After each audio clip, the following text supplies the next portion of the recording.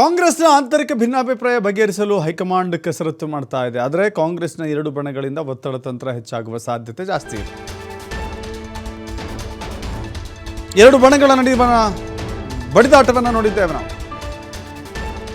ಬಹಿರಂಗವಾಗಿ ನೇರವಾಗಿ ಮಾತನಾಡಿದ್ದಾರೆ ಕೆಲವು ಶಾಸಕರು. ಸಿದ್ದರಾಮಯ್ಯ ಪರ ಸಚಿವರಿಂದ ಸ್ಥಿರ ಸರ್ಕಾರದ ಒತ್ತಾಯ. ಸಿದ್ದರಾಮಯ್ಯ ಅವರು ಮುಖ್ಯಮಂತ್ರಿಯಾಗಿ ಮುಂದುವರೆದರೆ ರಾಜ್ಯದಲ್ಲಿ ಒಂದು ಸ್ಟೇಬಲ್ ಗೌರ್ಮೆಂಟನ್ನು ನಾವು ಸ್ಥಾಪಿಸಬಹುದು, ಉಳಿಸಿಕೊಳ್ಳಬಹುದು ಅಂತ. ಇನ್ನೊಂದು ಡಿ ಕೆ ಶಿ ಪರವಾಗಿ ಒಪ್ಪಂದದ ಅವಕಾಶ ಬೇಡಿಕೆ ಇದೆ. ಹಿರಿಯ ಪತ್ರಕರ್ತರಾಗಿರುವಂಥ ಸುಭಾಷ್ ಹೂಗಾರ್ ಅವರು ಸಂಪರ್ಕಕ್ಕೆ ಬಂದಿದ್ದಾರೆ. ಸರ್ ನಮಸ್ತೆ. ನಮಸ್ಕಾರ ಸರ್.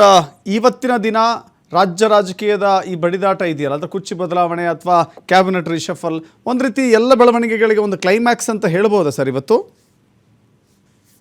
ಬಹುಶಃ ಇದು ರಾಜ್ಯ ಸರ್ಕಾರದ ಮೇಲೆ, ವಿಶೇಷವಾಗಿ ಕಾಂಗ್ರೆಸ್ ಪಕ್ಷದ ಮೇಲೆ ಆಗ್ತಾ ಇರುವಂತ ಒಂದು ವ್ಯತಿರಿಕ್ತ ಪರಿಣಾಮವನ್ನ ಗಮನಿಸಿದ್ರೆ ಹೈಕಮಾಂಡ್ಗೆ ಇದು ಒಂದಿಷ್ಟು ಪರ್ವಕಾಲ ಅಂತಾನೆ ಹೇಳ್ಬಹುದು. ಇವತ್ತು ನಡೆಯುವಂತ ದೆಹಲಿಯ ಸಭೆ ಏನಿದೆ, ದೆಹಲಿ ನಾಯಕರ ನೇತೃತ್ವದ ಸಭೆ, ಇದು ಈ ಒಂದು ಗೊಂದಲಕ್ಕೆ, ಒಂದು ಏನು ಇವತ್ತು ರಾಜ್ಯದಲ್ಲಿ ರಾಜಕೀಯ ಒಂದು ಅಸ್ಥಿರತೆಗೆ ಅಥವಾ ರಾಜಕೀಯ ಗೊಂದಲಕ್ಕೆ ಕಾರಣ ಆಗಿದೆ. ಇದರ ನಿವಾರಣೆ ದೃಷ್ಟಿಯಲ್ಲಿ ಒಂದು ಮಹತ್ವದ ಸಭೆ ಅಂತ ಹೇಳ್ಬೋದು. ಇದನ್ನ ಕಾಂಗ್ರೆಸ್ ಕೂಡ ಗಂಭೀರವಾಗಿ ತೆಗೆದುಕೊಳ್ಳುವಂತ ಒಂದು ಅನಿವಾರ್ಯ ಪರಿಸ್ಥಿತಿ ಇದೆ. ಅಂದ್ರೆ ಈಗ ಕೇರಳ ಇರ್ಬೋದು, ತಮಿಳುನಾಡಲ್ಲಿ ಕಾಂಗ್ರೆಸ್ಸಿನ ಒಂದು ಸರ್ಕಾರಗಳು ಬಂದಿರುವಂತದ್ದು, ಅಂದ್ರೆ ತಮಿಳುನಾಡಲ್ಲೂ ಕೂಡ ಕಾಂಗ್ರೆಸ್ ಬೆಂಬಲಿತ ಸರ್ಕಾರ ಇರೋದ್ರಿಂದ ಮುಂದೆ 2 ವರ್ಷಗಳ ಕಾಲ ಸಮಯ, ಇನ್ನೇನು ರಾಜಕೀಯ ದೃಷ್ಟಿಯಿಂದ 2 ವರ್ಷ ಬಹಳ ಸುದೀರ್ಘವಾದಂತಹ ಅವಧಿ ಕೂಡ ಅಲ್ಲ. ಹೀಗಾಗಿ ಮತ್ತೆ ಕಾಂಗ್ರೆಸ್ ಅಧಿಕಾರಕ್ಕೆ ಬರ್ಬೇಕಾದ್ರೆ ಈ ಒಂದು ಮುಖ್ಯಮಂತ್ರಿಯ ಕುರ್ಚಿಯ ಗುದ್ದಾಟ ಏನಿದೆ ಅದಕ್ಕೆ ಒಂದು ಇತಿಶ್ರೀ ಹೇಳ್ಬೇಕಾದಂತ ಅನಿವಾರ್ಯ ಪರಿಸ್ಥಿತಿ ಇವತ್ತು ದೆಹಲಿ ನಾಯಕರ ಮುಂದಿದೆ. ಹೀಗಾಗಿ ಈ ಗೊಂದಲಕ್ಕೆ ಎಲ್ಲ ಒಂದ್ ಕಡೆ ಇವತ್ತು ಒಂದು ನಿರ್ಧಾರಕ್ಕೆ ಬರುವಂತ ಸಾಧ್ಯತೆಗಳು ನಿಚ್ಚಳ ಆಗಿದೆ ಅಂತ ಹೇಳ್ಬೋದು. ಇದ್ರ ಜೊತೆಗೆ ಈ ಒಂದು ಕರ್ನಾಟಕದಲ್ಲಿ ಆಗ್ತಾ ಇರುವಂತ ಈ ಗೊಂದಲ ಏನಿದೆ, ಇದು ಅಭಿವೃದ್ಧಿಯ ಮೇಲೆ ಮತ್ತು ಪಕ್ಷದ ಕಾರ್ಯಕರ್ತರ ಮೇಲೆ, ವಿಶೇಷವಾಗಿ ಕಾಂಗ್ರೆಸ್ ಕಾರ್ಯಕರ್ತರಿಗೆ ಇದು ಒಂದು ರಾಂಗ್ ಸಿಗ್ನಲ್ ಅನ್ನ ಕೊಡ್ತಾ ಇದೆ. ಕಾರ್ಯಕರ್ತರಿಗೆಲ್ಲೋ ಪಕ್ಷದಲ್ಲಿ ಒಗ್ಗಟ್ಟಿಲ್ಲ, ಪಕ್ಷದ ಪರವಾಗಿ ಕೆಲಸ ಮಾಡುವಂತ ಹುಮ್ಮಸ್ ಕಡಿಮೆ ಆಗ್ತಾ ಇದೆ. ನಾಯಕರ ನಡುವೆನೆ ಭಿನ್ನಾಭಿಪ್ರಾಯಗಳು ಸೃಷ್ಟಿಯಾದಾಗ ಅದು ಸರ್ಕಾರದ ಯೋಜನೆಗಳನ್ನ ಜನರಿಗೆ ತಲುಪಿಸುವಂತದ್ದು ಇರ್ಬೋದು, ಅಥವಾ ಪಕ್ಷದ ಪರವಾಗಿ ಹೋರಾಟಗಳನ್ನ ಮಾಡುವಂತದ್ದು, ಸ್ಥಳೀಯ ಮಟ್ಟದಲ್ಲಿ ಪಕ್ಷದ ಬೆಳವಣಿಗೆಗೆ ಇದು ಒಂದು ರೀತಿಯ ವ್ಯತಿರಿಕ್ತವಾದಂತ ಒಂದು ವಾತಾವರಣ ನಿರ್ಮಾಣ ಆಗುತ್ತೆ. ಹೀಗಾಗಿ ಈ ಒಂದು ಮುಖ್ಯಮಂತ್ರಿಯ ಕುರ್ಚಿಯ ಗುದ್ದಾಟ ಏನಿದೆ ಇದಕ್ಕೆ ಒಂದು ಇತಿಶ್ರೀ ಹಾಡುವಂತ ಅನಿವಾರ್ಯ ಪರಿಸ್ಥಿತಿ ಇವತ್ತು ಕಾಂಗ್ರೆಸ್ನ ಮುಖಂಡರ ಮೇಲಿದೆ ಅಂತ ಹೇಳ್ಬೋದು. ಸರ್, ಈಗ ಮುಖ್ಯಮಂತ್ರಿ ಹುದ್ದೆ ಬದಲಾವಣೆ ಮಾಡಿದ್ದೇ ಆದ್ರೆ, ನಾವು ಲೆಟ್ಸ್ ಅಸ್ಯೂಮ್ ಸರ್, ಆಗಿದ್ದೇ ಆದ್ರೆ ಏನೆಲ್ಲ ಕಾರಣಗಳನ್ನ ಪಟ್ಟಿ ಮಾಡಬಹುದು ಸರ್ ನಾವು? ಬಹುಶಃ ಈಗ ಸಿದ್ದರಾಮಯ್ಯನವರ ಬದಲಾವಣೆ ಮಾಡೋದಿದೆಯಲ್ಲ, ಕಾಂಗ್ರೆಸ್ನ ಒಂದು ಭವಿಷ್ಯದ ದೃಷ್ಟಿಯಿಂದ, ಅಂದ್ರೆ ಕರ್ನಾಟಕದ ಮಟ್ಟಿಗೆ ಕಾಂಗ್ರೆಸ್ನ ಭವಿಷ್ಯದ ದೃಷ್ಟಿಯಿಂದ ನೋಡೋದಾದ್ರೆ ಅಷ್ಟು ಒಂದು ಸೂಕ್ತವಾದಂತ ನಿರ್ಧಾರ ಅಲ್ಲ ಅಂತಾನೆ ಹೇಳ್ಬೇಕಾಗುತ್ತೆ. ಯಾಕಂದ್ರೆ ಮುಂದೆ 2 ವರ್ಷ ಚುನಾವಣೆ ಇದೆ. ಚುನಾವಣೆ ಸಂದರ್ಭದಲ್ಲಿ ಡಿ ಕೆ ಶಿವಕುಮಾರ್ ಅವ್ರನ್ನ ಮುಖ್ಯಮಂತ್ರಿ ಮಾಡಿ ಅವ್ರ ನೇತೃತ್ವದಲ್ಲಿ ಚುನಾವಣೆಗೆ ಹೋಗೋದ್ಕಿಂತ ಈಗ 3 ವರ್ಷ ಆಲ್ರೆಡಿ ಅಧಿಕಾರವನ್ನ ನಡೆಸಿ ಸಾಕಷ್ಟು ಯೋಜನೆಗಳನ್ನ, ಗ್ಯಾರಂಟಿ ಯೋಜನೆಗಳನ್ನ ಕೊಟ್ಟಿರುವಂತ ಸಿದ್ದರಾಮಯ್ಯನವರೇ ಮುಂದುವರೆದಲ್ಲಿ ಮುಂದಿನ ಚುನಾವಣೆಯಲ್ಲಿ ಗೆದ್ದರೆ ನಾವು ಡಿ ಕೆ ಅವ್ರನ್ನ ಸಿಎಂ ಮಾಡ್ತೀವಿ ಅಂದಾಗ ಸಹಜವಾಗಿನೇ ಒಕ್ಕಲಿಗ ಸಮುದಾಯದ ಓಟುಗಳು ಬರುತ್ತೆ. ಮತ್ತು ಅಹಿಂದ ಓಟುಗಳು, ಏನು ಸಿದ್ದರಾಮಯ್ಯನವರು ಮಾಡಿರುವಂತಹ ಅಹಿಂದ ಓಟುಗಳಿದೆ, ಅವರ ಸೋಷಿಯಲ್ ಇಂಜಿನಿಯರಿಂಗ್ ನ ಪ್ರಭಾವದಿಂದ ಕಾಂಗ್ರೆಸ್ಗೆ ಸಿಗ್ತಾ ಇರುವಂತ ಅಹಿಂದ ಓಟುಗಳು ಕೂಡ ಕಾಂಗ್ರೆಸ್ಗೆ ಬರುವಂತ ಸಾಧ್ಯತೆ ಇದೆ. ಒಂದ್ ವೇಳೆ ಅಬ್ರಪ್ಟ್ ಆಗಿ ಸಿದ್ದರಾಮಯ್ಯನವ್ರನ್ನ ತೆಗೆದ್ರೆ, ಹಿಂದೆ ಬಿಜೆಪಿಯಲ್ಲಿ ಹೇಗೆ ಯಡಿಯೂರಪ್ಪನವರು ಮುಖ್ಯಮಂತ್ರಿ ಇದ್ದಾಗ್ಲೇ ತೆಗೆದ್ರು, ಅದು ಬಿಜೆಪಿಗೆ ದೊಡ್ಡ ಒಂದು ನೆಗೆಟಿವ್ ಇಂಪ್ಯಾಕ್ಟ್ ಆಗಿದೆ. ಅಂತ ಸಾಧ್ಯತೆಗಳು ಹೆಚ್ಚಳ ಆಗಿದೆ. ಹೀಗಾಗಿನೇ ಕಾಂಗ್ರೆಸ್ ನಾಯಕರು ಯಾವ ರೀತಿ ನಿರ್ಧಾರ ತೆಗೆದುಕೊಳ್ತಾರೆ ಅನ್ನುವಂಥದ್ದು ಕೊನೆ ಪಕ್ಷ ರಾಜ್ಯದ ಕಾಂಗ್ರೆಸ್ ಕಾರ್ಯಕರ್ತರಿಗೆ ಅಥವಾ ರಾಜ್ಯದ ಜನರಿಗೆ ಸ್ಪಷ್ಟ ಒಂದು ಹೇಳಿಕೆಯನ್ನ ಕೊಡೋದ್ರ ಮೂಲಕ ಮುಂದಿನ ಚುನಾವಣೆಯಲ್ಲಿ ಡಿ ಕೆ ಅವ್ರ ನಾಯಕತ್ವದಲ್ಲೇ ಚುನಾವಣೆಗೆ ಹೋಗ್ತೀವಿ, ಅವ್ರು ಗೆದ್ರೆ, ಕಾಂಗ್ರೆಸ್ ಗೆದ್ದು ಬಂದಲ್ಲಿ ಡಿ ಕೆ ಅವ್ರನ್ನ ಮುಖ್ಯಮಂತ್ರಿ ಅಂತ ಮಾಡ್ತೀವಿ ಅಂತ ಘೋಷಣೆ ಮಾಡಿದ್ರೆ ಅದು ಕಾಂಗ್ರೆಸ್ಗೆ ಪ್ಲಸ್ ಆಗುತ್ತೆ. ಆದ್ರೆ ಇನ್ನು 2 ವರ್ಷ ಇದ್ದಾಗಲೇ ಸಿದ್ದರಾಮಯ್ಯನವ್ರನ್ನ ತೆಗೆಯೋದ್ರಿಂದ ಸಿದ್ದರಾಮಯ್ಯನವ್ರನ್ನ ಅಕಾಮಿಡೇಟ್ ಎಲ್ಲಿ ಮಾಡ್ತಾರೆ ಇವರು? ಅವರು ರಾಷ್ಟ್ರ ರಾಜಕಾರಣದಲ್ಲಿ ಆಸಕ್ತಿ ಇಲ್ಲ, ನನಗೆ ಹಿಂದಿ ಬರಲ್ಲ ಅಂತೆಲ್ಲ ಹೇಳ್ತಿದ್ದಾರೆ, ಅವ್ರು ಮೊದ್ಲಿಂದಾನೇ ಹೇಳ್ತಾ ಇದ್ದಾರೆ.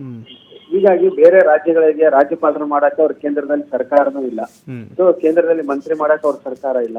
ಈ ಎಲ್ಲ ಕಾರಣಗಳಿಗಾಗಿ ಸಿದ್ದರಾಮಯ್ಯನವ್ರನ್ನ ಬದಲಾವಣೆ ಮಾಡುವಂತದ್ದು ಕಾಂಗ್ರೆಸ್ನ ಹಿತದೃಷ್ಟಿಯಿಂದ ಅಂತ ಒಂದು ಒಳ್ಳೆ ನಿರ್ಧಾರ ಅಲ್ಲ ಅಂತಾನೆ ಹೇಳ್ಬೇಕಾಗುತ್ತೆ ಸರ್. ಇದನ್ನ ವಿಳಂಬ ಅಷ್ಟು ಸುಲಭವಾಗಿಲ್ಲ ಸರ್. ಆದರೆ ಈಗ GBA ಚುನಾವಣೆಗಳಿದ್ದಾವೆ, ಪರಿಷತ್ತಿನ ಚುನಾವಣೆಗಳಿದ್ದಾವೆ, ರಾಜ್ಯಸಭೆ ಚುನಾವಣೆಗಳಿದ್ದಾವೆ. ಕಣ್ಮುಚ್ಚಿ ಬಿಡೋದ್ರಲ್ಲಿ MLA ವಿಧಾನಸಭೆ ಚುನಾವಣೆಗಳು ಕೂಡ ಬಂದ್ಬಿಡುತ್ತೆ. ಬಹಳ ಕಮ್ಮಿ ಅವಧಿ ತಾವು ಹೇಳ್ದಂಗೆ. ಅದರ ಜೊತೆಗೆ ವಿರೋಧ ಪಕ್ಷ ಭಾಳ ವೀಕ್ ಆಗಿದೆ, ನಾವು ಹೇಗೋ ಸ್ಟ್ರಾಂಗ್ ಆಗಿದ್ದೀವಿ, ಯಾರನ್ನು ಬೇಕಾದ್ರೂ ಬದಲಾವಣೆ ಮಾಡಿದ್ರೆ ನಡೆಯುತ್ತೆ ಅನ್ನೋ ಮನೋಭಾವನೆಯಲ್ಲಿ ಹೊರಟ್ರೆ ಕಾಂಗ್ರೆಸ್ ಎಷ್ಟು ದೊಡ್ಡ ಮಟ್ಟದ ನಷ್ಟವನ್ನು ಅನುಭವಿಸಬೇಕಾಗುತ್ತೆ ಅಂತ. ಹೌದು, ನೀವು ಹೇಳ್ದಂಗೆ ವಿರೋಧ ಪಕ್ಷ ಬಿಜೆಪಿಯಲ್ಲೂ ಕೂಡ ಒಂದು ಸರಿಯಾದ ನಾಯಕತ್ವ ಇಲ್ಲ ರಾಜ್ಯ ಮಟ್ಟದಲ್ಲಿ. ಬಿಜೆಪಿಗೆ ದೊಡ್ಡ ತಲೆನೋವಾಗಿರುವಂತದ್ದೇ ಅದು. ಯಾಕಂದ್ರೆ ಕರ್ನಾಟಕದಲ್ಲಿ ಬಿಜೆಪಿಗೆ ಒಂದು ಬೇಸ್ ಇದೆ ಹಿಂದೆ ಅಧಿಕಾರ ಮಾಡಿರೋದ್ರಿಂದ, ಆದ್ರೆ ಸರಿಯಾದ ಒಂದು ನಾಯಕತ್ವ ಕರ್ನಾಟಕದಲ್ಲಿ ಸಿಗ್ತಾ ಇಲ್ಲ. ಆ ಕಾರಣಕ್ಕೆ ಕಾಂಗ್ರೆಸ್ಗೆ ಒಂದು ಪ್ಲಸ್ ಪಾಯಿಂಟ್ ಇದೆ, ಅಡ್ವಾಂಟೇಜ್ ಇದೆ. ಈಗ ಇರುವಂತಹ ಸಿದ್ದರಾಮಯ್ಯನವರು ಮತ್ತೆ DK ಶಿವಕುಮಾರ್ ಅವರ ಕಾಂಬಿನೇಷನ್ ಏನಿದೆ, ಪಕ್ಷ ಸಂಘಟನೆಯಲ್ಲಿ ಸಂಪನ್ಮೂಲ ಕ್ರೋಢೀಕರಣದಲ್ಲಿ DK ಶಿವಕುಮಾರ್ ಅವರು ಬಹಳ ಅಗ್ರೆಸಿವ್ ನಾಯಕತ್ವ ಇದೆ. ಅದೇ ರೀತಿ ಸೋಷಿಯಲ್ ಇಂಜಿನಿಯರಿಂಗ್ ಮಾಡುವ ದೃಷ್ಟಿಯಿಂದ ಸಿದ್ದರಾಮಯ್ಯನವರು ಬಹಳ ಬಲಿಷ್ಠವಾಗಿದ್ದಾರೆ. ಇದು ಕಾಂಬಿನೇಷನ್ ಚೆನ್ನಾಗಿ ವರ್ಕೌಟ್ ಆಗುತ್ತೆ. ಆದ್ರೆ ಈ ಇಬ್ಬರ ನಡುವೆ ಆಗ್ತಾ ಇರುವಂತಹ ಈ ಮುಖ್ಯಮಂತ್ರಿ ಸ್ಥಾನದ ಗೊಂದಲ ಏನಿದೆ, ಇದು ಸರ್ಕಾರದ ಮೇಲೆ, ಅಭಿವೃದ್ಧಿ ಕೆಲಸಗಳ ಮೇಲೆ ಮತ್ತು ಪಕ್ಷದ ಕಾರ್ಯಕರ್ತರಿಗೆ, ಒಟ್ಟಾರೆ ರಾಜ್ಯದ ಜನರಿಗೆ ಕಾಂಗ್ರೆಸ್ ಸರ್ಕಾರದ ಬಗ್ಗೆ ಒಂದು ನೆಗೆಟಿವ್ ಇಂಪ್ಯಾಕ್ಟ್ ಅನ್ನ, ನೆಗೆಟಿವ್ ಒಪಿನಿಯನ್ ಅನ್ನ ಕ್ರಿಯೇಟ್ ಮಾಡ್ತಾ ಇದೆ. ಹೀಗಾಗಿ ಈ ಎಲ್ಲ ಗೊಂದಲಗಳನ್ನ ಸರಿ ಮಾಡುವಂತ ಒಂದು ಜವಾಬ್ದಾರಿ ಇವತ್ತು ಹೈಕಮಾಂಡ್ ನಾಯಕರ ಮೇಲಿದೆ. ಹೈಕಮಾಂಡ್ ಕೂಡ ಈ ಬಗ್ಗೆ ವಿಳಂಬ ಧೋರಣೆ ಮಾಡಿದಷ್ಟು ಅದು ಡ್ಯಾಮೇಜ್ ಆಗ್ತಾ ಹೋಗುತ್ತೆ ಪಕ್ಷಕ್ಕೆ. ಸರಿಗ ದಲಿತ ಮುಖ್ಯಮಂತ್ರಿ ಕೂಗಿಗೂ ಕೂಡ ಧ್ವನಿಯಾಗಬಲ್ಲಂಥ ಪರ್ವಕಾಲಕ್ಕೆ ಕಾಂಗ್ರೆಸ್ ಸಾಕ್ಷಿ ಆಗಬಹುದಾ? ಅಂಥದ್ದೊಂದು ಏನೋ ಒಂದು ಎಕ್ಸ್ಪೆರಿಮೆಂಟನ್ನು ಮಾಡಬಹುದಾ ಸರ್ ಈ ಸಂದರ್ಭದಲ್ಲಿ? ಕಾಂಗ್ರೆಸ್ ದಲಿತ ಮುಖ್ಯಮಂತ್ರಿ ಮಾಡ್ಬೇಕನ್ನುವಂತ ಚರ್ಚೆ ಬಂದಾಗೆಲ್ಲ ಯಾವುದೇ ಒಂದು ಸ್ಪಷ್ಟ ನಿರ್ಧಾರವನ್ನ ತೆಗೆದುಕೊಂಡಿಲ್ಲ. ಹಿಂದೆ ಎಸ್.ಎಂ. ಕೃಷ್ಣ ಅವ್ರ ಕಾಲದಲ್ಲೇನೆ ಖರ್ಗೆ ಅವರು ಮುಖ್ಯಮಂತ್ರಿ ಆಗುವಂತ ಅವಕಾಶ ಇತ್ತು, ಅವಾಗೂ ಮಾಡ್ಲಿಲ್ಲ. ಅದಾದ್ಮೇಲೆ ಪರಮೇಶ್ವರ್ KPCC ಅಧ್ಯಕ್ಷರಾಗಿದ್ದಾಗ ಚುನಾವಣೆಯಲ್ಲಿ ಗೆದ್ದಾಗ್ಲೂ ಅವ್ರು ಮಾಡ್ಲಿಲ್ಲ. ಸೊ ಸಾಕಷ್ಟು ದಲಿತ ಮುಖ್ಯಮಂತ್ರಿಗಳು ಮಾಡುವಂತ ಅವಕಾಶಗಳು ಇದ್ದಾಗ್ಲೂ ಕೂಡ ಕಾಂಗ್ರೆಸ್ ನಲ್ಲಿ ಮಾಡಿಲ್ಲ. ಬಹುಶಃ ಈ ಸಂದರ್ಭದಲ್ಲಿ DK ಅವ್ರನ್ನೂ ಬಿಟ್ಟು ಸಿದ್ದರಾಮಯ್ಯನವರು ಬಿಟ್ಟು ದಲಿತರನ್ನ ಮುಖ್ಯಮಂತ್ರಿ ಮಾಡೋದಾದ್ರೆ ಕಾಂಗ್ರೆಸ್ ಬಹಳ ಒಂದು ದೊಡ್ಡ ನಿರ್ಧಾರವನ್ನ, ಒಂದು ಕ್ರಾಂತಿಕಾರಿ ಅಂತಾನೆ ಹೇಳ್ಬೇಕಾಗುತ್ತದೆ, ಒಂದು ರೆವಲ್ಯೂಷನರಿ ಡಿಸಿಷನ್ ಆಗುತ್ತೆ.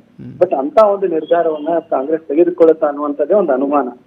ದಲಿತ ಮುಖ್ಯಮಂತ್ರಿ ಮಾಡೋದ್ರಿಂದ ಇಡೀ ದೇಶಕ್ಕೆ ಒಂದು ಸಂದೇಶ ಕೊಟ್ಟಂಗೂ ಆಗುತ್ತೆ. ಕಾಂಗ್ರೆಸ್ ನಲ್ಲಿ ದಲಿತರಿಗೆ ಒಂದು ಮುಖ್ಯಮಂತ್ರಿ ಸ್ಥಾನ ಕೊಡೋದ್ರ ಮೂಲಕ ಕಾಂಗ್ರೆಸ್ ತಾನು ದಲಿತರ ಪರವಾಗಿದೆ, ಹಿಂದುಳಿದವ್ರ ಪರವಾಗಿದೆ ಅನ್ನುವಂತ ಒಂದು ಸಂದೇಶವನ್ನ, ವಿಶೇಷವಾಗಿ ದಲಿತರ ಪರವಾಗಿದೆ ಅನ್ನುವಂತ ಒಂದು ಮೆಸೇಜ್ ಅನ್ನು ಕೊಡೋದಕ್ಕೆ ಸಾಧ್ಯ ಇದೆ.